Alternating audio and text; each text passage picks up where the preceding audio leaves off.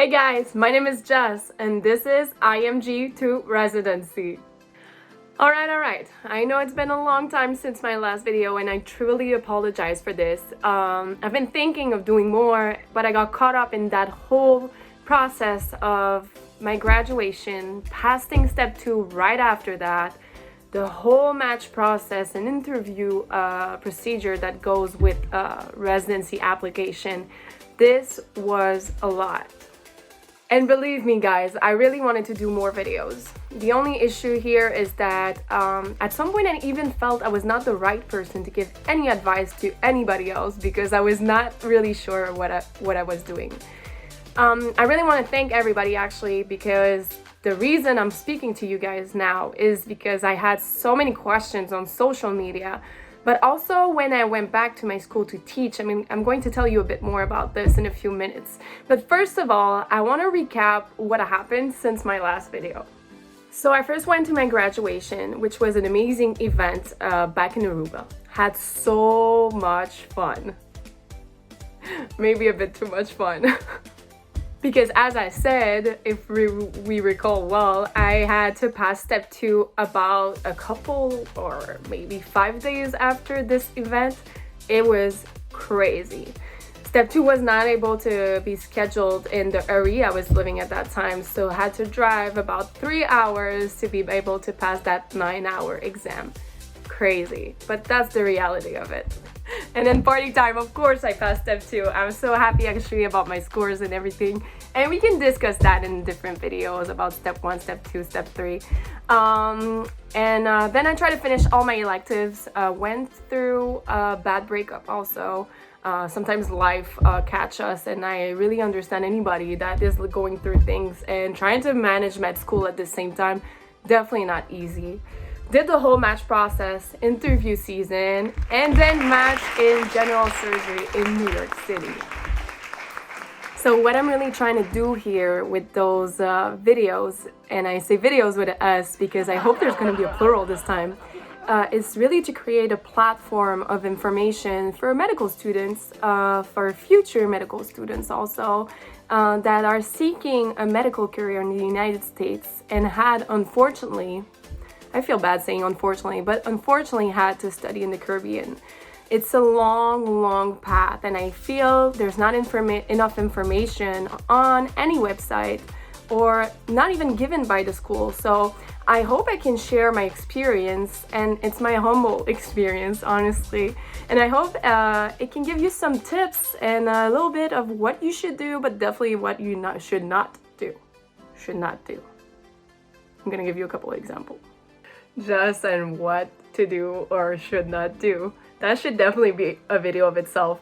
But being here, I am really grateful, and I want to say it again, for all the interaction I got on Instagram about this topic after Match a Resident post me on their story.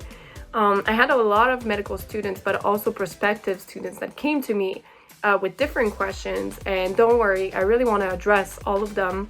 But I feel we should start from the beginning. So today, the main topic will be about how to choose the right Caribbean school for you and how to stick with it. That's the most important part, I think, of this video. So how will I proceed? So I had about 75 to 80 questions to discuss from different people, and I really put it into different topics I'm going to talk about. So for today, I had a couple ones, and of course I'm going to address them. And the rest of you guys' questions will be discussed in different videos. Med students, stay with me. The next video is actually going to be about basic science and how to survive it. So I'm not forgetting about any one of you. But I still feel this subject should be discussed first. So it's really going to be about different Caribbean school, how to choose, what did I do, why should you not do what I did, even if my medical school is actually a good choice right now. But at this time, I didn't have all the information to make the right decision, and I think I want to share that with you today first. So I have 6 different advice for you today to make the right decision about your next medical school. The first one is actually a bit cheesy, and it comes, from those motivational books that make you think you can do everything for a couple days, and then you get a big down, a big crush.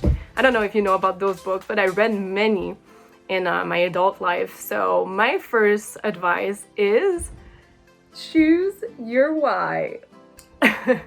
Okay, what do I mean by that? It's pretty simple. I want you to really think, what's the reason why you want to go to medical school that bad? Because let's be honest here, if you're considering Caribbean school, it's because you already got told no. IMG students are a different breed, and I got that from one of my colleagues, and thank you for that. We're a different breed because we don't take no for an answer, but at some point I feel there should be a stop to it. Let me explain. So the reason why I decided to go to medical school in Caribbean, it's because I got actually different refusal from Canadian universities. My scores in university were not bad, but they were not the best also. I think they were good enough to succeed in medicine, but it's such an elite field in Canada that I was not getting in. Let's also be honest. I think I preferred at that time sport, triathlon, partying, eating in restaurants. Who cared about exams and finals? I was always studying at the last minute. Let's be honest about it. The reason I was telling you about that, the fact that I was not studying probably to my full potential, is because I knew there was some space for improvement. I actually started my MD1 semester thinking to myself, let's say if this is not working, let's say I'm not able to sustain good grades, and I remember in my head I said I need more than 75% in every exam, I will quit. I will stop. It will mean it's not for me. So that was my way of thinking about it. 75. Oh my god. I think my first quiz I actually got like 54 or 55%. Can you imagine? Crying, end of the world. But then I stuck it up. I decided to work. I did my best actually. I leveled up my game and I finished my MD1 with honors. So the rest is history. I just continued my medical school after that, and I'm really proud of it and how I improved so fast. So I feel what I'm really trying to say here is to be realistic and objective with your main goal and objectives. It's really a hard path, and I feel that could be some bad surprises with Caribbean school. What I mean by this is that those schools are for profit, and it actually brings me to my next topic. But those schools are for profit and needs to be seen as a ticket for step one. The whole process and the whole work behind you being able to pass that exam only relies on you and only you. So you have to be really conscious about this. So that's why I go to this why. You need to really have a strong why. So your why cannot be like, oh, doctors makes a lot of money. Oh, I want to go in derm, which are really fair game. But I mean, you need to have a why. Like, let's say, for me, for example, my why I want to go into medicine is that when I was in kinesiology, so sports therapy, I felt I was helping people improve their health, but I didn't feel I had the mean to really make a change. So treat and act towards better. The second reason I feel, and it's going to be a bit shocking to a lot of people, I think it's the ego thing. When I went to medicine, I wanted to know a lot more.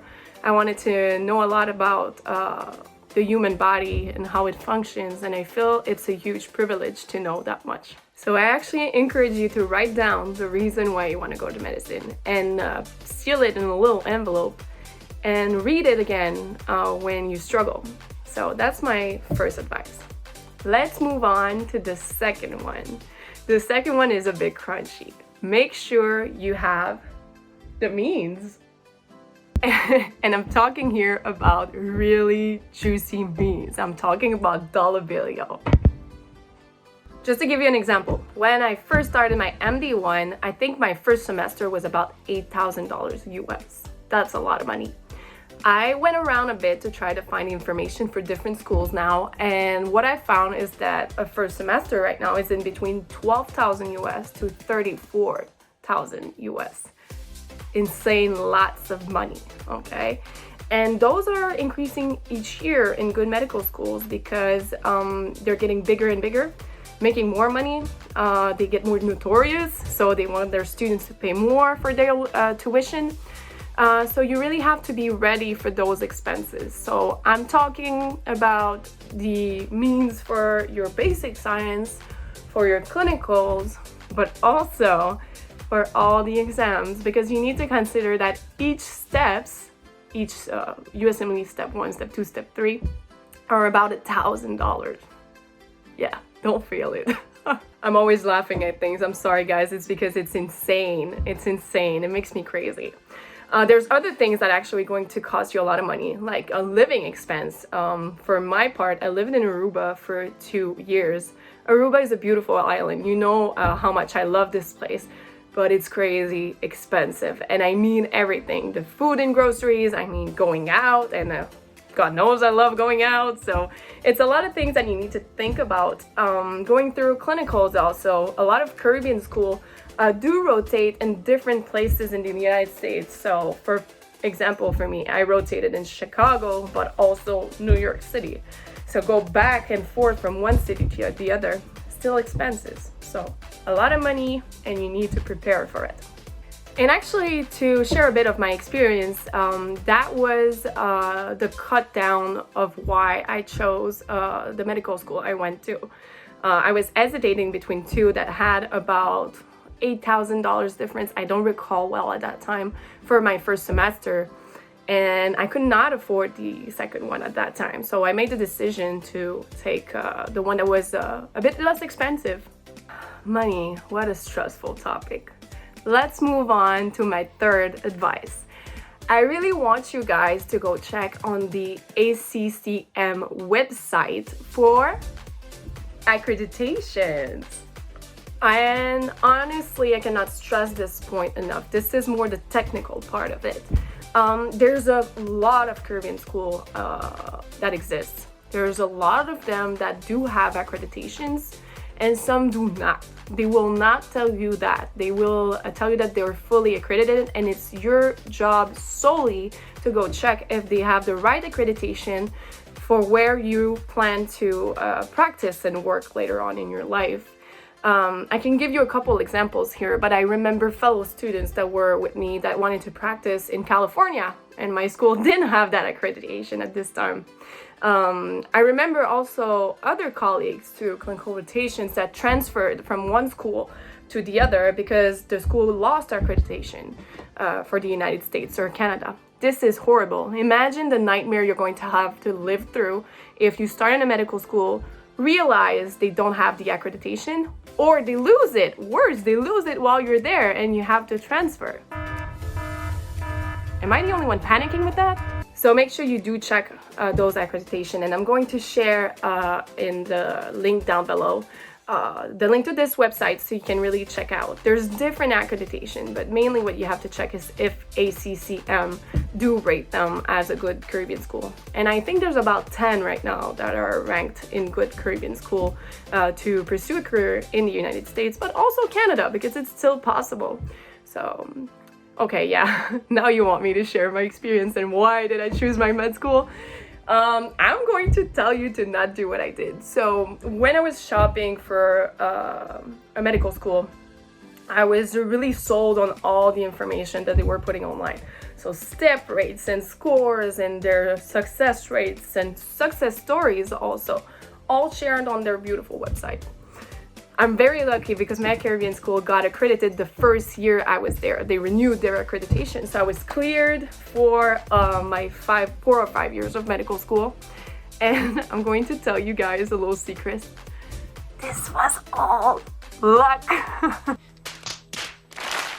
Yeah, sometimes I'm really grateful for everything that happened to me, but this was definitely luck. What I mean by luck is that I didn't check for accreditation first.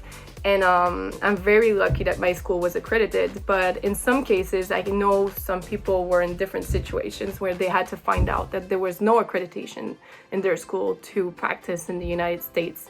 And that's horrible because then you have to transfer, And as you probably know or may not know, a transfer from one school to the other is actually a flag on your curriculum for residency application.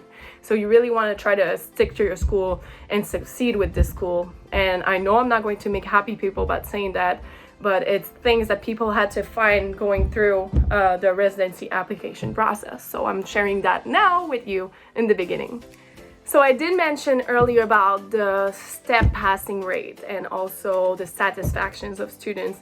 And this actually brings me to the next two advice I'm going to give you. First one is indeed to check step passing rate.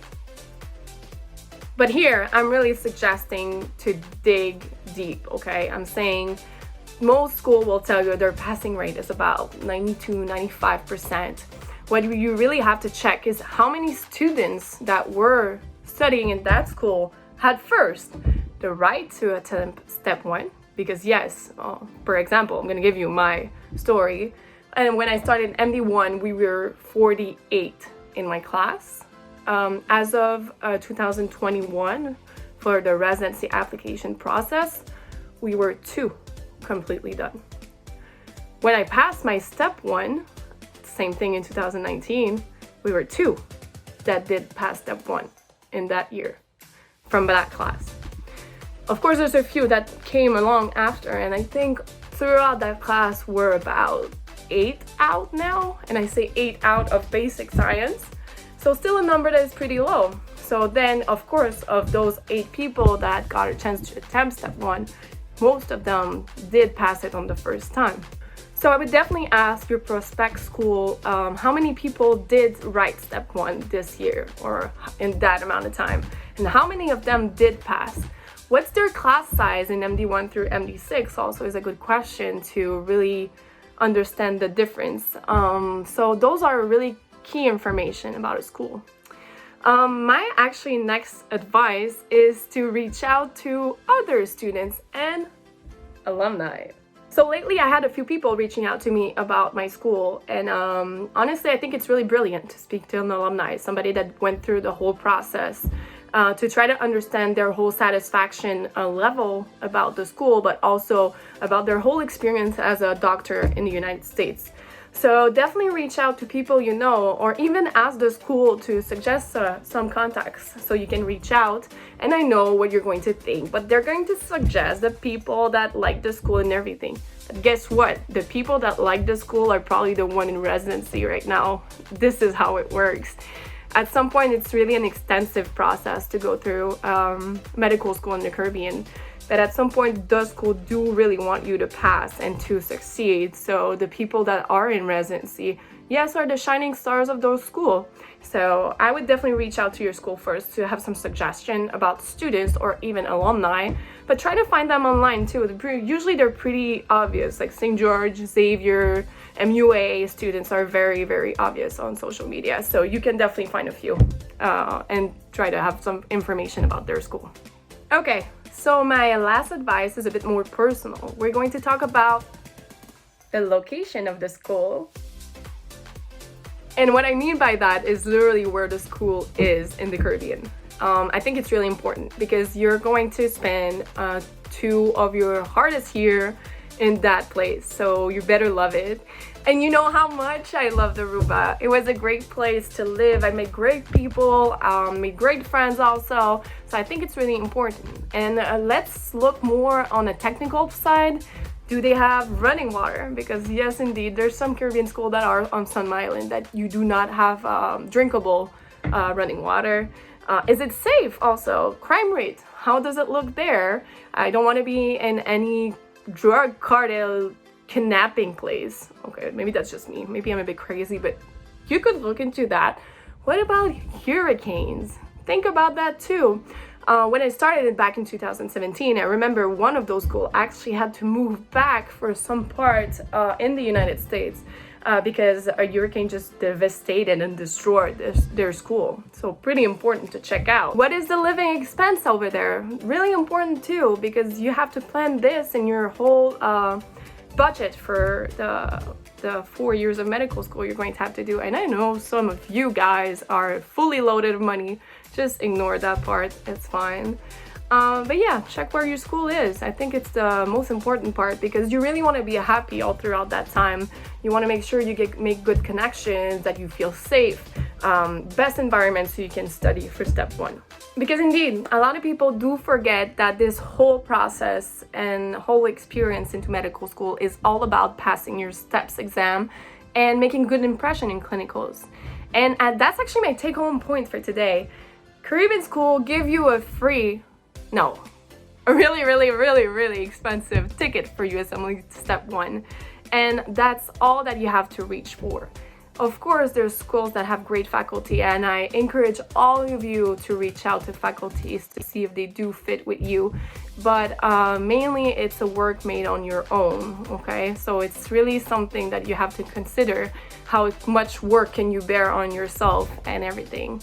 So I hope this is helpful for today. I'm going to answer now a few questions I got online. All right, so first question was, what medical school did you attend? And that's a question I didn't answer, and you probably know from different places, but I actually attend Xavier School of Medicine in Aruba, which is actually one of the top 10 Caribbean schools right now. They really became bigger with that time and everything. So that was my school. I'm an alumni there right now. I actually really like the second question.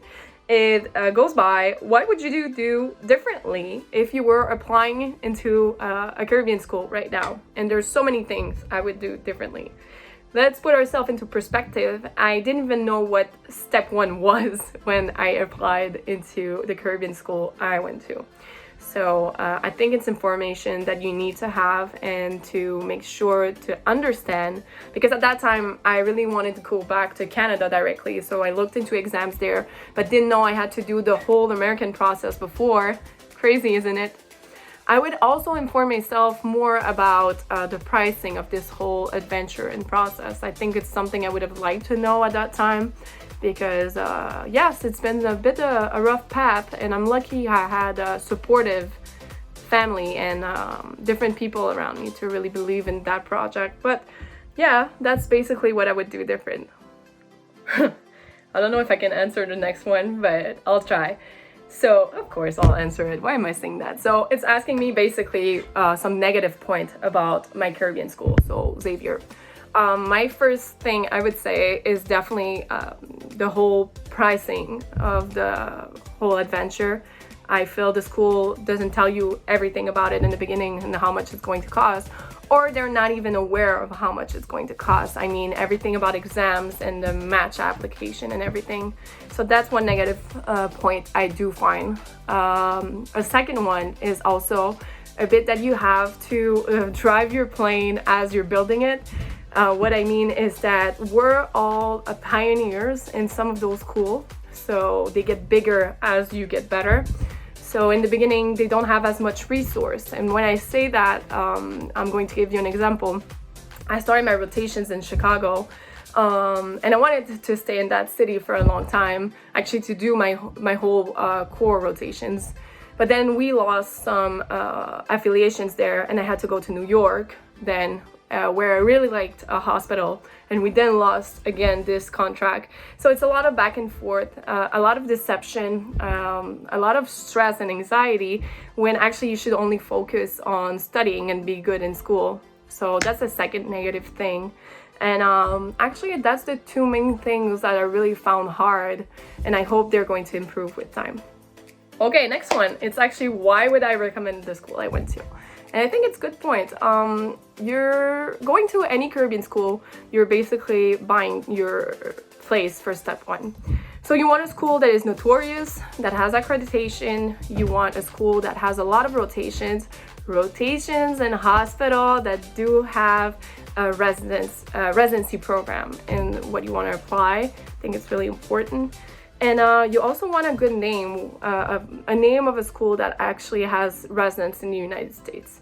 So that's why, and I know it's a bit counterintuitive with what I said before, I wouldn't choose a new school with no medical students rotating or already matched in the United States. Xavier is a school that has all three of them, so I'm actually proud. I graduated from there, and I'm going to be one of the examples for the other students coming. That was a whole lot of fun to speak to myself for about an hour and repeating the same information because I don't like how my hair looks or how I speak or how I stumble on words sometimes because, you know, English is not my first language. I hope you do appreciate the information I just put out there for you guys. And of course, if you enjoyed it, please put me a thumbs up here. It means the world to me. It's a brand new channel. I'm just trying to help people around. I hope you enjoyed it. Share along, please. That's what's the main goal. I heard so many people tell me they don't have any resources to choose a Caribbean school, but also to survive through medical school. So people at Xavier, share around to other medical school. I feel the information is basically the same, working with different doctors that went to other schools, like St. George, MUA, Avalon, a lot of them. I can name all of them. So really make sure to share around and follow me on Instagram, of course. You have the link just there. And if you have any questions, want to reach out, have some suggestions, feel free to do it in the comment box down below. See you next time, guys. Bye.